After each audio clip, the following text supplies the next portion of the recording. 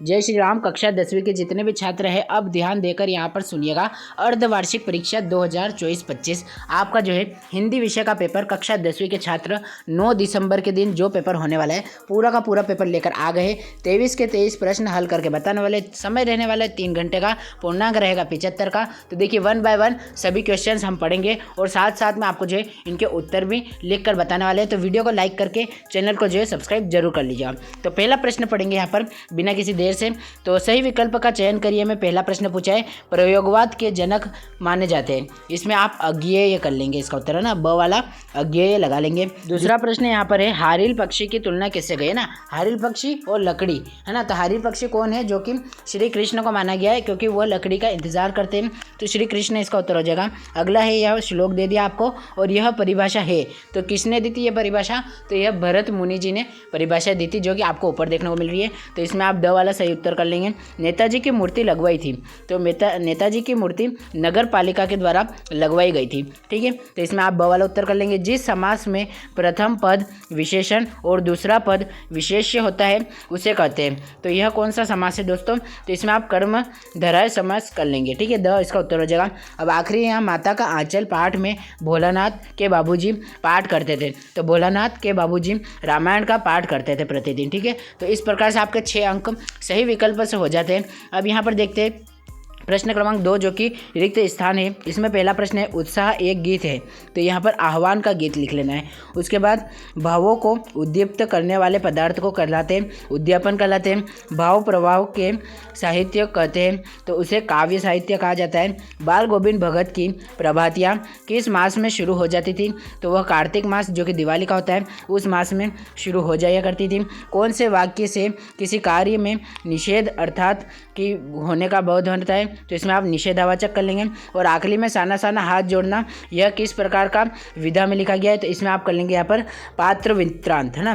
पात्र वृत्तांत इसका उत्तर हो जाएगा। इस प्रकार से आपके जो है रिक्त स्थान समाप्त हो जाते हैं। अब आते हैं आपके जो है यहाँ पर सत्य असत्य का चयन करके लिखने का। ठीक है। तो पहला प्रश्न अगर आप पढ़ेंगे यहाँ पर तो पहले पर ही लिखा है वीर व्यक्ति अपनी प्रशंसा स्वयं करते हैं। तो यह असत्य हो जाएगा। अगला है दृश्य काव्य एक अभिनीत तत्व प्रदान है। तो यह सत्य हो जाएगा। अगला नाटक गद्य गौण विधा है। तो यह असत्य हो जाएगा।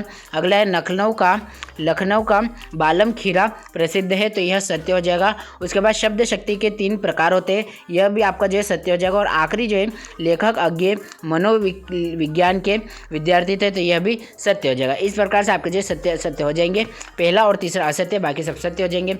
अब यहाँ पर सही जोड़ी मिलाकर लिखिए। 4 अंक में आती है। पहला प्रश्न है सप्तक। इसको आप मिला लेंगे सप्ताह के दिन से। प्रस्तुत के माध्यम के अप्रस्तुत का बोध होता है अन्योक्तिक अलंकार में। जिसका ज्ञान कम होता है उसे अज्ञानी कहा जाता है। ठीक है। तो इसे अज्ञानी से मिला लीजिएगा। लोकोक्ति किस प्रकार की होती है। तो कहावत के प्रकार की लोकोक्ति होती है। श्रुति को मिला लीजिए आप 7 का समूह से। और खेदुम को देवी देवताओं का निवास कहते हैं। यह बात भी आपको ध्यान रखनी पड़ेगी। ठीक है। अब प्रश्न क्रमांक 5वां जो कि आपके ऑब्जेक्टिव में लास्ट ऑप्शन आता है एक वाक्य में लिखने का। ठीक है। तो पहला ही प्रश्न है जयशंकर प्रसाद की आत्मकथ्य कविता किस पत्रिका में प्रसारित हुई थी। तो हंस पत्रिका इसका उत्तर हो जाएगा। हंस पत्रिका। अब यहाँ पे अनुभाव किसे कहते हैं। ठीक है। तो इसकी परिभाषा मैं आपको जो है बता दूंगा वीडियो के थोड़े देर बाद ही। ठीक है। तो इतने में आप तीसरे का उत्तर देख लो। संस्कृति निबंध में किससे टकराने को प्रेरणा देती है। तो इसमें आप यहाँ पर कर लेंगे कठिन परिस्थितियों से ना। परिस्थितियों से आपको अगर टकराना है तो आपको संस्कृति से जुड़ कर रहना होगा।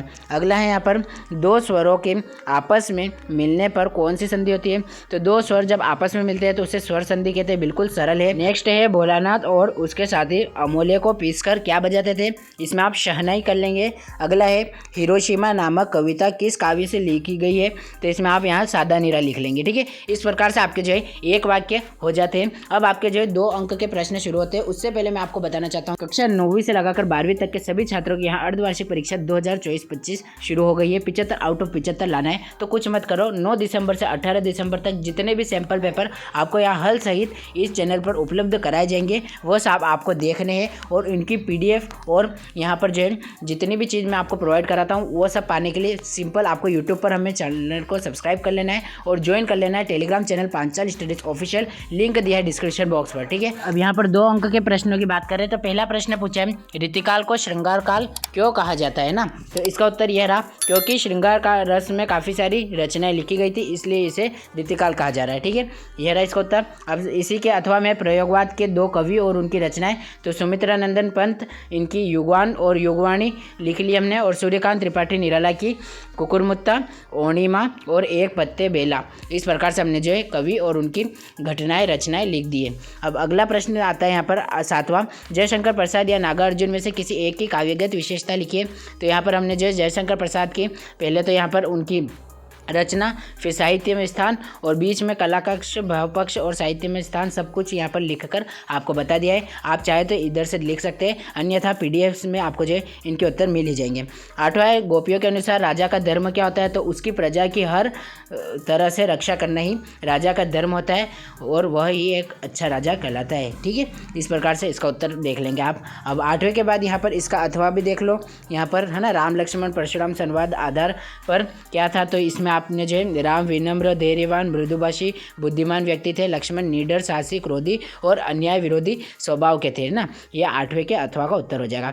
अब प्रश्न क्रमांक 9 पढ़ते हैं। यहाँ पर कवि निराला की आंख फागुन की सुंदरता से क्यों नहीं हट रही थी, तो यहाँ पर आप इसका उत्तर कर लेंगे फागुन का मौसम तथा दृश्य अत्यंत मनमोहक था, इसलिए उनकी आंख नहीं हट रही थी। ठीक है, यह प्रश्न क्रमांक 9 का उत्तर हो जाता है। अब प्रश्न क्रमांक 9 में भी अथवा में एक प्रश्न और पूछा है, जिसका उत्तर यहाँ पर आपको देखने को मिलेगा, जब बच्चों की मुस्कान और बड़े व्यक्ति की मुस्कान में क्या अंतर है ना, तो इसका अंतर आपको देखने को मिलता है बच्चे मुस्कुराते समय किसी खास मौके की प्रतीक्षा नहीं करते, जबकि बड़ों को मुस्कुराने के लिए एक खास वजह होती है। ठीक है, इस प्रकार से आपको जो 9वें के अथवा को भी क्लियर कर लेना है। अब 10वें में प्रबंध काव्य मुक्त काव्य में 2 अंतर लिखने थे, तो पहला अंतर देख लो, प्रबंध काव्य का आकार विस्तृत होता है जबकि मुक्त काव्य का आकार सीमित होता है ना। इसी प्रकार से 2 अंतर आपको जो है प्रबंध और मुक्तों में लिख लेना है। अब इसके बाद प्रश्न क्रमांक 11वां पढ़ते हैं। इससे पहले इसका अथवा में हास्य रस की परिभाषा पूछी थी, तो यह रहा इसका उत्तर है ना, पीडीएफ में मिल जाएगा भाई, बिल्कुल भी आप जो है वीडियो रोक कर आपका टाइम वेस्ट मत करो, आपको फटाफट वीडियो देखना है, प्रश्न क्रमांक 11वें का उत्तर देखना है। दोहा छंद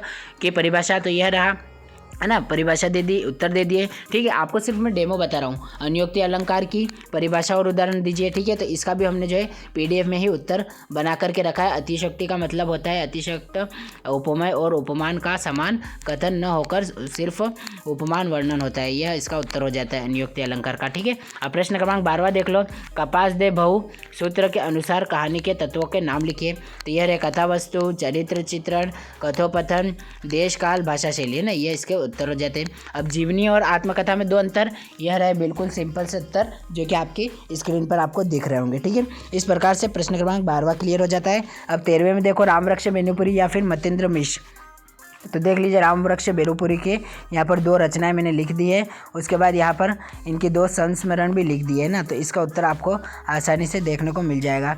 अब यहाँ पर 13वें के ही अथवा में देखने को मिल रहा था कि 14वें में मूर्ति लगा सरकंडे का चश्मा क्या उम्मीद जगाता है, तो इसका उत्तर यह रहा आपके सामने। ठीक है, तो यहाँ पर आपको इस प्रकार से प्रश्न क्रमांक 14वें का उत्तर लिख लेना है। अब इसके अथवा में एक और प्रश्न पूछा है जो कि है नवाब साहब द्वारा खीरा खाने की तैयारी के वर्णन लखनवी अंदाज में लिखिए। तो उन्होंने खीरे को पहले धोया, सुखाया, छीला है ना, यह सब आपको इसमें लिख लेना है। अब 15वें का उत्तर देखें अगर हम, तो 2 अंक में पूछा जा रहा है एक कहानी यह भी थी वाले में आत्मकथ्य का, तो ये रहा भटियार खाना क्यों कहा जाता है, तो उसे चूल्हा भी कहते हैं ना, ये सभी कुछ आपको वर्णन द्वारा लिखना है। 2 अंक का प्रश्न पूछा जाएगा। इसके अथवा में आग की खोज है ना, तो ये रहा आग का आविष्कार, अपने आप में बहुत आविष्कार था बड़ा। ठीक है, 2 अंक का ये हो जाता है। अब 2 अंक में ही आते हैं यहाँ पर 16वां और 17वां। ठीक है, तो 16वां प्रश्न आप देख लीजिए अपने हिसाब से 2 अंक का होने वाला है, मैं आगे आपको पेपर में बताऊंगा, तब तक आप 17वें का उत्तर देखिए। यह रहा 17वें का उत्तर। ठीक है, तो इसे अच्छे से देख लीजिएगा, अथवा का भी उत्तर यहाँ पर ही आपको दिखा रहा हूँ। अब 3-3 अंक के प्रश्न आ जाते हैं, हम प्रश्न पढ़ लेते हैं, उत्तर आपको बाद में बताऊँगा मैं। ठीक है, तो प्रश्न पढ़ लो। यहाँ गद्यांश पद्यांश के है, आपको संदर्भ और प्रसंग दिखाने। उसके बाद 19वें में भी यही संदर्भ प्रसंग 3 अंक का। उसके बाद यहाँ पर 20वें में विद्यालय में प्रवेश को लेकर अपने अभिभावक या प्राचार्य के मध्य संवाद लिखिए। उसके बाद यहाँ देख लो 21, 22, 23 यहाँ पर निबंध वगैरह, प्रार्थना पत्र वगैरह सबको आपको जो है पीडीएफ में इनके उत्तर मिल जाएंगे। ठीक है, पीडीएफ में काफ़ी सारे प्रार्थना पत्र भी दिए, निबंध भी दिए, और यह प्रश्न पत्र जो है उसको भी पूरा हल करके बताया है। टेलीग्राम चैनल अगर आपने अभी तक ज्वाइन नहीं किया है तो बहुत ज़रूरी है, आपके पूरे जो है अर्धवार्षिक में काफ़ी काम आने वाले हैं, वहीं पर आपको जो सभी कंटेंट अवेलेबल करेंगे। Thanks for watching.